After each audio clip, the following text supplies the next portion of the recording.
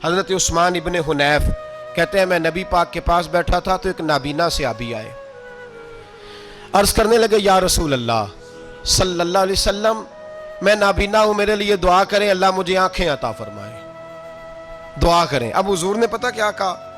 نبی پاک نے فرمایا دو باتیں ہیں، یا تو صبر کر لے یا میں دعا کر دیتا ہوں۔ صبر کرے گا تو اللہ جنت دے گا، یا تو صبر کر لے یا میں۔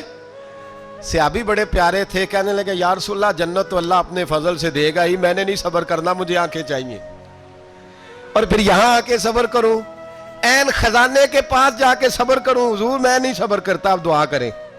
تو نبی پاک نے دعا سکھائی، فرمایا دو نفل پڑھ جا کے اور دو نفل پڑھ کے میرے وسیلے سے دعا کر۔ کیا کر؟ اللہ سے کہہ کہ اے اللہ میں تیرے پاس تیرے رسول کا وسیلہ لے کے آیا ہوں، اور پھر کہنا یا محمد انی توجہت علیک، کہنا ہے محمد صلی اللہ علیہ وسلم میں آپ کے وسیلے سے اللہ کی بارگاہ میں حاضر ہوں، اور پھر اللہ سے کہنا کہ اے اللہ تو اپنے نبی کی سفارش میرے حق میں قبول فرما۔ کون سکھا رہا ہے؟ بولیے کس کو؟ بولیے۔ کہا جا میرے وسیلے سے جا کے دعا کر۔ حضرت عثمان کہتے ہیں وہ چلے گئے، دو نفل پڑھے، حضور کے وسیلے سے دعا مانگی۔ فرماتے ہیں وہ چلے گئے پر ہم کوئی نہیں گئے۔ آپ کیوں نہیں گئے؟ تو صحابہ کا نظریہ بتاتا ہے کہ وہ گئے اس لیے نہیں کہ ہم حضور کا معجزہ دیکھ کے ہی جائیں گے، کہتے ہیں ہم گئے نہیں۔ تھوڑی دیر گزری تو وہ صحابی جو اندھے گئے تھے جب واپس آئے ہیں تو اللہ نے انہیں آنکھیں عطا فرما دی۔ گئے تھے تو نابینا تھے، آئے تو بینا ہے۔ میرے نبی پاک صلی اللہ علیہ وسلم کا توسل، حضور کا وسیلہ خود حضور نے سکھایا ہے، خود نبی پاک نے، اور صحابہ کرام علیہم رضوان اس مزاج پر پورے عامل تھے۔ حضرت عمر فاروق صحابہ میں ایک دانشور شخصیت کا نام ہے، علم کے لحاظ سے، عمل کے لحاظ سے، بصیرت کے لحاظ سے، تقوی کے لحاظ سے ایک بڑی انفرادی اور منفرد شخصیت ہے۔ حضرت عمر کے زمانے میں قحط پڑ گیا، بارش نہیں ہوتی، حالات بڑے دگرگوں ہیں، پریشانی ہے۔ لوگ سیدنا فاروق اعظم سے پوچھتے ہیں حضور اب کیا بنے گا؟ جو میں نے پہلے حدیث آپ کی خدمت میں عرض کی وہ ترمذی اور ابن ماجہ سے، اب جو حضرت عمر کی روایت عرض کر رہا ہوں یہ صحیح بخاری میں موجود ہے۔ حضرت عمر فاروق رضی اللہ تعالیٰ عنہ کا زمانہ مبارکہ، قلت آ گئی، قحط آ گیا، بارش شدید ہے، صحابہ پریشان ہے۔ جناب عمر فاروق رضی اللہ تعالیٰ عنہ سے کہتے ہیں حضور کرنا کیا ہے؟ حضرت عمر پہلے تو خاموش رہے، پھر حضور کے چچا جناب عباس کو بلایا، کوئی بات نہیں کی، جناب عباس کا بازو پکڑا اور کھلے میدان میں لے گئے۔ حضرت عمر دعا کرتے ہیں اور پوری امت کو دعا کا طریقہ بتلاتے ہیں۔ حضرت عمر کہتے ہیں اگر قبول کرانی ہے تو یہ طریقہ اختیار کرو، اگر اللہ کی بارگاہ میں دعاؤں کو مستجاب کرانا ہے تو یہ رنگ ہے جو امت مسلمہ کو میں سکھا رہا ہوں۔ حضرت عمر نے جناب سیدنا عباس رضی اللہ تعالیٰ عنہ کو کھڑا کیا سامنے اور دعا فرمائی، اللہم انا نتوسل الیک بنبیک، اے اللہ ہم تیری بارگاہ میں تیرے نبی کے وسیلے سے دعا کرتے ہیں، فتسقینا، ہمیں بارش عطا فرما۔ ہمیں کس کے وسیلے سے؟ حضور۔ اور پھر کہا اللہم انا نتوسلک بام نبیک، اے اللہ ہم نے اپنے نبی کے چچا کے وسیلے سے بارش عطا فرما، اے اللہ ہمیں اپنے رسول کے چچا کے وسیلے سے، حضرت عباس کے وسیلے سے بارش دے۔ صحابہ کہتے ہیں جب ہم گئے تھے دعا مانگنے تو خشک سالی تھی، اور جب گھروں کو آ رہے تھے تو ہمارے کپڑے بارش سے بھیگ چکے تھے۔ اللہ نے بارش عطا کس کے وسیلے سے؟ حضرت عباس۔ اچھا یہ بات یہاں قابل غور ہے، حضرت عمر کے وسیلے سے بھی دعا ہو سکتی ہے، دعا سیدنا عمر فاروق کے وسیلے سے بھی، لیکن حضرت عمر رضی اللہ تعالیٰ عنہ نے نبی پاک کے چچا، چونکہ حضرت عباس جب آیا کرتے تھے تو حضور کھڑے ہو کے استقبال فرماتے تھے آپ کو دیکھتا ہوں تو مجھے اپنے والد کی یاد آتی ہے۔ حضرت سیدنا عمر نے بتلایا کہ میں اس کو لے کے جا رہا ہوں جو نبی پاک کے زیادہ قریب ہے، جو حضور کے زیادہ قریب ہے، ان کے وسیلے سے دعا فرمائی۔ امت کو کیا درس دیا؟ فرمایا جو بھی حضور کے قریب ہو اس کے وسیلے سے دعا کرو، اللہ تمہیں آسانیاں نصیب فرمائے گا۔ اب ہمارا حال یہ ہے، انتشار ہی انتشار ہے، اختلاف ہی اختلاف، شک کی شک ہے، پریشانی واضح حدیثیں موجود ہیں۔ میں آج ایک صاحب کو پڑھ رہا تھا، پتہ نہیں لوگ کیوں پریشانی کا شکار ہیں، کیوں لوگ اس آزمائش کا شکار ہیں؟ کہتے ہیں جی وسیلہ نہیں دینا چاہیے، سیدھا سیدھا نیک عمل کرو۔ او میرے بھائی، میں نے کہا کہ اللہ کسی وسیلے کا محتاج، اللہ محتاج نہیں، لیکن اس کی عادت ہے وہ وسیلے کو پسند فرماتا ہے۔ باریک بات مشکل ہوتی ہے لیکن موٹی بات تو سمجھ میں آنی چاہیے نا۔ کوئی شخص ایسا ہے جسے اللہ نے بغیر ماں باپ کے وسیلے کے پیدا کر دیا ہو، حالانکہ اللہ پیدا کرنے پہ قادر حضرت آدم کو کیا ہے نا، حضرت حوا کو، جناب عیسیٰ علیہ السلام کو بغیر باپ کے پیدا، لیکن یہ اس کی عادت، وہ جب پیدا کرتا ہے تو ماں باپ کے وسیلے سے پیدا کرتا ہے، پھر جب روزی دیتا ہے تو پھر بھی کسی نہ کسی، کیا اس نے حکم دے دیا؟ روزی کون دیتا ہے؟ تو اللہ کا یہ حکم ہے کہ کنڈی لگا کے اندر پنکھا چلا کے سوئے رہو، روزی پہنچ جائے گی۔ کہتا اٹھ، کوئی سبب پیدا کر، باہر نکل، محنت کر، وسیلہ بنا۔ جو آدمی کہتا ہے جی میں کپڑے سی بھی خود لیتا ہوں، استری بھی کر لیتا ہوں، دھو بھی لیتا ہوں، اس سے سوال یہ ہے کہ بنا بھی لیتے ہو؟ اس کا مطلب ہے اللہ نے بندوں کو بندوں کا محتاج، بندوں کے لیے بندوں کا وسیلہ اللہ نے رکھا ہے۔ ہماری یہ موٹی سی بات بھی عقل میں نہیں آتی، موٹی سی بات بھی کہتا ہے جی نہیں ڈائریکٹ، او خدا کے بندے تھوڑا غور کر، دیتا اللہ ہی ہے اور دے گا بھی اللہ ہی، لیکن جو ذرائع، جو وسیلے، جو سبب اللہ نے ہمارے لیے مقرر کیے ہیں، ہم اس سبب کا انکار کر سکتے؟ شفا کون دیتا ہے؟ دوائی لینے کس کے پاس جاتے ہو؟ آپ اس طرح کریں نا، چپ کر کے گھر بیٹھیں، تسبیح پڑھیں، یا شافی الامراض، یا شافی الامراض، او شفا دینے والے، او شفا دینے والے، سارا دن جی وظیفہ پڑھیں، شفا کون دے گا؟ تو وظیفہ پڑھو چپ کر کے، دوائی لینے کیوں گئے ہو؟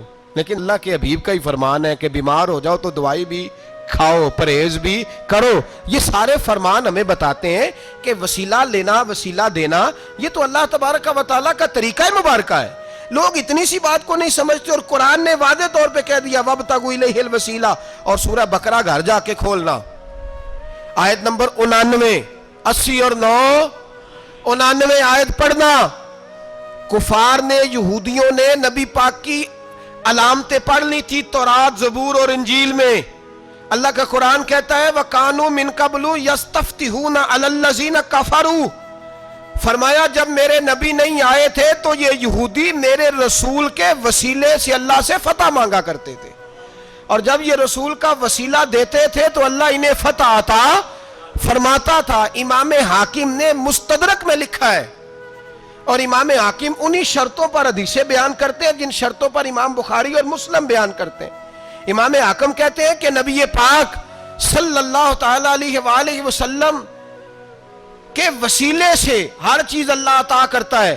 جناب آدم علیہ السلام زمین پہ تشریف لائے تو 300 سال نگاہ اٹھا کے آسمان کی طرف نہیں دیکھا، شرم آتی ہے مجھ سے غلطی ہو گئی، اور پھر روتے رہے 300 سال، پھر اللہ فرماتے فَتَلَقَّى آدَمُ مِن رَبِّهِ کلمات، پھر اللہ نے جناب آدم کو کچھ کلمے سکھائے جس کی برکت سے توبہ قبول کی۔ وہ کلمے کیا تھے؟ امام حاکم فرماتے ہیں وہ کلمے یہ تھے کہ جناب آدم کے دل میں اللہ نے ایک دن بات ڈالی، خود بات ڈالی اللہ نے دل میں۔ حضرت آدم کہنے لگے اے اللہ، جب میں نے آنکھ کھول لی تھی تو جنت کے دروازے پہ میں نے لکھا ہوا دیکھا تھا لا الہ الا اللہ محمد الرسول اللہ صلی اللہ علیہ، جنت کے ہر پتے پر، درخت پر میں نے لکھا دیکھا تھا لا الہ الا اللہ محمد الرسول اللہ۔ تو جناب آدم کہنے لگے اے اللہ، وہ جو رسول جن کا نام تو نے جگہ جگہ لکھا ہے ان کے وسیلے سے ہی میری توبہ قبول فرما۔ تو رب کریم نے فرمایا اچھا حبیب کی بات کرتے ہو، چلو آدم فتاب علیہ انہ هو التواب الرحیم، جا میں نے تیری توبہ قبول کی، میں ہوئی بڑا مہربان، میں ہوئی بڑی توبہ قبول کرنے والا۔ شیخ سعدی فرمایا کرتے تھے اگر تیرے باپ کی توبہ، جناب آدم کی توبہ مصطفیٰ کے وسیلے سے قبول ہوتی ہے، تو کیوں انکاری ہو گیا ہے؟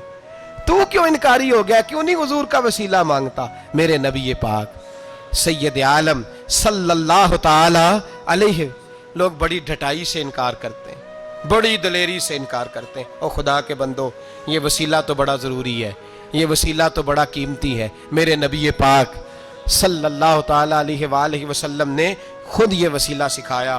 صحابہ اس کے قائل تھے۔ حضرت عائشہ صدیقہ کے پاس لوگ آئے، آ کے عرض کیا اے اماں جی بارش نہیں ہوتی، قحط پڑ گیا ہے۔ اس بات کو نا ذرا دل کی گہرائیوں سے سننا۔ مسجد نبوی ہے, مسجد نبوی کے ساتھ ادھر دیکھیے گا ذرا, یہ مسجد ہے, مسجد کے ساتھ حضور کی قبر ہے, ساتھ حضرت عائشہ کا حجرہ ہے, پہلے حضرت عائشہ پھر حضور کا روزہ, پھر آگے بولتے جائیے آگے کیا ہے. چاہیے تھا نا سیدھے مسجد جاتے, حضرت عائشہ کے پاس آئے. توجہ کرنا میری بات. کہ اماں جی بارش نہیں ہوتی کیا کریں, اماں جی نے مسجد نہیں بھیجا, کہنے لگی اس طرح کرو حضور کے دروازے پہ جاؤ اور جا کے نا نبی پاک جہاں دفن ہے وہاں تھوڑی سی نا جو حضور کے سر والی جگہ ہے نا قبر پہ, وہ چھت تھوڑی سی کھول دو, چھت کھول دو. صحابہ کہتے ہم گئے جہاں حضور کی قبر انور تھی, حضور آرام فرماتے, سرانے والی سائڈ سے تھوڑی سی چھت کھولی, ابھی کھولی تھی اللہ نے فوراً بارش عطا فرما دی. فوراً کہتے ہیں جب بارش ہوئی تو ہم مسجد میں شکرانے کے نفل پڑھنے چلے گئے, حضرت عائشہ کے وسیلے پہ روضہ رسول پہ, اور روضہ رسول کے وسیلے سے اللہ کی, یہ طریقہ تو ہمیں صحابہ سکھا رہے ہیں, با خدا خدا کا یہی ہے در, نہیں اور کوئی مفر مکر, جو وہاں سے ہو یہیں آ کے ہو, جو یہاں نہیں تو وہاں نہیں. صحابہ تو دروازے رسول پہ جا رہے ہیں, ایک بار نہیں بار بار جا رہے ہیں, تو اکڑ کے پھر رہا ہے, اکڑ کے پھر رہا ہے. بڑی ضروری ہے یہ بات کرنی, بڑی ضروری, اور یہ بات آپ کے لیے سیکھنی. ذرا غور کریں, شیطان کی غلطی کیا ہے پتہ ہے آپ کو؟ اللہ کو نہیں مانتا تھا. شیطان کی غلطی کیا تھی بولے, کس کو ہے؟ لا الہ الا اللہ کو نہیں مانتا تھا, اللہ کو نہیں مانتا تھا. نہیں تو انہیں پتہ ہی نہیں نا اس گل دا. اور میں تو انہیں اگر پوچھا نا آج دی خبر کی یہ تازی, تو انہیں پتہ ہے, اور بھائی اس کو بھی سمجھیں, یہ عقیدہ ہے, یہ ایمان ہے, میری منت ہے, اس کو سمجھ لو, یہ کام آئے گا. یہاں عجیب رٹا ہے, یہاں لوگ معاذ اللہ تبارک و تعالی اللہ کا نام لے کے در رسول سے دور کر رہے ہیں. بہت بڑا دھوکہ ہے, بہت بڑی زیادتی ہے, امت کے دلوں پر خنجر چلتا ہے. اور میرا تو کلیجہ پھٹتا ہے جب میں ایسی تحریریں پڑھتا اور سنتا. یار تو کیا بیان کر رہا ہے, ڈر اللہ سے مرنا نہیں, نبی پاک کو منہ نہیں دکھانا, تو کیا کر رہا ہے؟ بتا نا شیطان کی غلطی کیا تھی. وہ تو صاف ستھری بات کر رہا تھا, یا اللہ ایک نہیں تو لاکھ سجدہ کرا میں تجھے کرتا ہوں. اللہ نے فرمایا ادھر آنا, میرے میرے میرے محبوب کو سجدہ کر. کہنے لگا نہیں کرتا. فرمایا فخرج فإنک رجیم, نکل جا تو لعنتی ہے. جو حضرت آدم کو وسیلہ نہ مانے وہ لعنتی ہے, اور جو روضہ رسول پہ کھڑا ہو کے کہے میں نبی کو وسیلہ نہیں مانتا, جو دروازے رسول پہ پہنچ کے کہے میں نبی پاک کو وسیلہ نہیں مانتا, جو مصطفیٰ کے وسیلہ ہونے کا انکار کرے, تو کہتا ہے کہ دنیا میں وسیلہ نہیں مانتا. اللہ تو قیامت کے دن بھی کہتا ہے جو مصطفیٰ کے پاس سے ہو کے آئیں گے میں بخش دوں گا. شفاعتی لآل الکبائر من امتی, حضور فرماتے ہیں موٹے موٹے گناہگار آتے جائیں گے, کالی کملی کے نیچے چھپاتا جاؤں گا, جنت میں بھیجتا جاؤں گا.